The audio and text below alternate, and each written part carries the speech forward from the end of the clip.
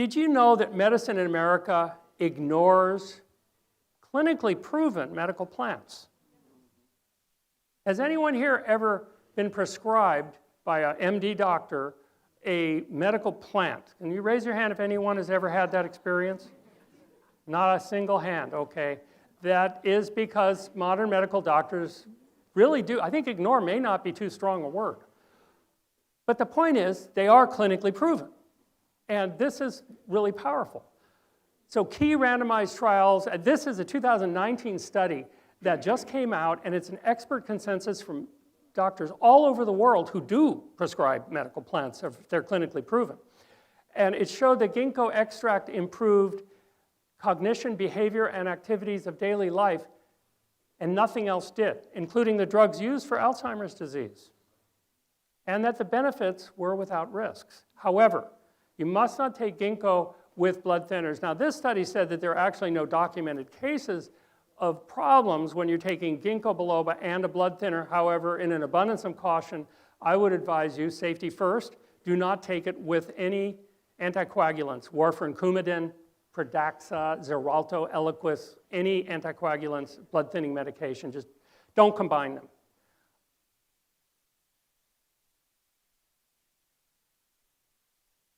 The gold standard for medical studies is randomized, placebo-controlled clinical trials. 9 of these trials concluded that ginkgo not only helped in delaying the onset of Alzheimer's, which is good, but in treating Alzheimer's, which is even better.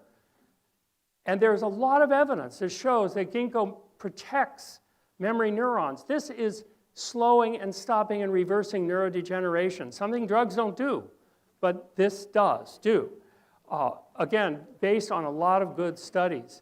Now, donepezil is the most used drug for Alzheimer's disease, so they put it head-to-head, ginkgo and donepezil. They had the ginkgo group, the donepezil group, and one that used both. Well, in the donepezil group, the people slowly got worse. In the ginkgo group, they got better. And of course, they didn't get vomiting and diarrhea, which I think is a really big plus. And the donepezil has other effects such as agitation, difficulty sleeping, a lot of very difficult behavioral problems come up with this drug, which I won't go into the history of because it's too scary to believe.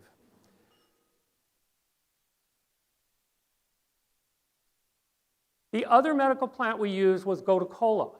It's been used in Ayurvedic Indian traditions for thousands of years. It seems to be a very safe plant.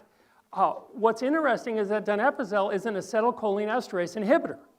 Okay, so between the nerves, we have acetylcholine as a neurotransmitter. And then we have acetylcholinesterase that eats up the acetylcholine so it doesn't keep transmitting. Well, when you inhibit that enzyme, you get maybe 2 or 3 or 4 bumps to the next nerve instead of just 1. Well, this can help with cognition, and that's the way that donepezil, the most commonly used drug, helps with thinking and memory. This seems like a safer way to do it with Gotu Kola.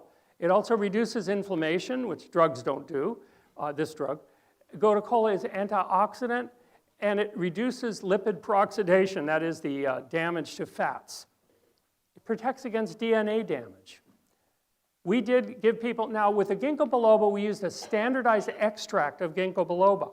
And that's very important because plants vary. One of the objections medical doctors have to herbal medicine is that you're not sure what you're getting in the different pills, and they're right.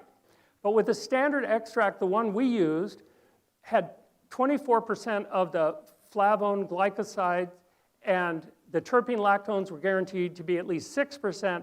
The undesirable ginkgolic acid was kept under 1%.